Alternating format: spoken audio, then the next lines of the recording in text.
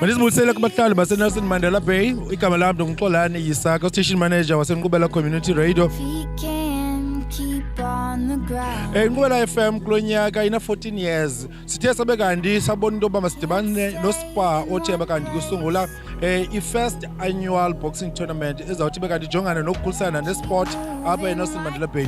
Kungoko ke siyasabona into yoba ngabana ke siyinqubela FM njengesitishi sasekuhlaleni kubalulekile into yoba sibe kanti nathi sithi sincedise ekutheni make sure into yoba ngabana abantwana balapha emetro bathi babe kanti bayakhuthazeka. So ke sithi namhlanje silapha eNew Brighton Super Spa, sithi sibe kanti sidibene noSpa uBilly oyi-manager lalapha noyeni bathe babe kanti babona ukuthi masenze lento namhlanje i-21st ka-October 2017 okokuba ngaba siyiqale sebe yinto ezawuthi be kanti yenzeka minyaka le.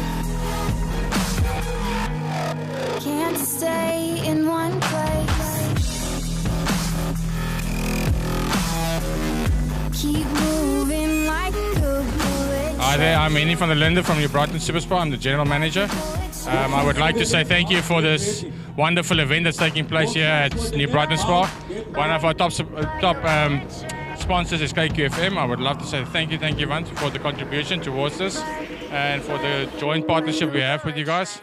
I also would like to say to our fellow sponsors like the Municipality, Nelson Mandela Bay Municipality. I would say thank you to them. I would say to Falcon Security, the SA Police Service for their contribution. I would like to say thank you to Pioneer Foods for their contribution towards the hampers for their boxes. It's a big honor for us to see all the young kids and everyone standing here and sitting here and watching boxing. It's a big step in the right direction for us. With this new center and everything that we built here, it's just to encourage and to improve lives in New Brighton with extra jobs that we created here.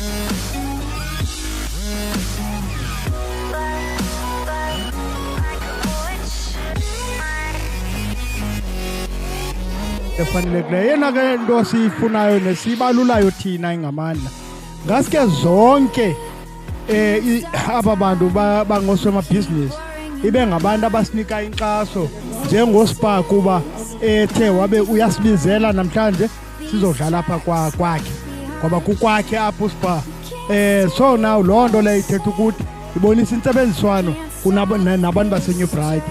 Kambe ke siyabulela sisithi enkosi kuSpa. On this bullet train. Igama lami kaThenkosi Platyisi and the representer South Africa, the team South Africa. Last year ngoDecember nandisi Angola lomela uMzantsi Afrika and abuya ne-silver medals apho. Then this year ndaphenda abuya Vir ndadlala Vir ndaphenda i-champion ne-SA champ this year. Ndiyavuya ukuba lapha ngoSpa ukuthi wasenzela tournament apha kule ndawo yakhe. Ndiyavuya kakhulu ngaske aphinde Vir aqhube ayenze.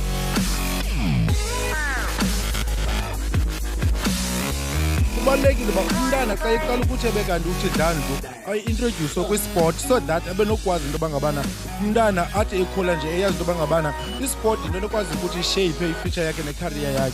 So ke namhlanje sokonwaba apha kwaSuper Spa eNew Brighton kunyaka ozayo sijonge into yoba ngabana sibe kanti siyithatha sise kwaSpa Daku. Kungoko ke sitsho sithi ke kubantu baseNelson Mandela Bay njengeendawo ezithi zibe kanti zithi zipromote into yoba i-sport yeyona nto enokwazi ukushape i-future yomntana.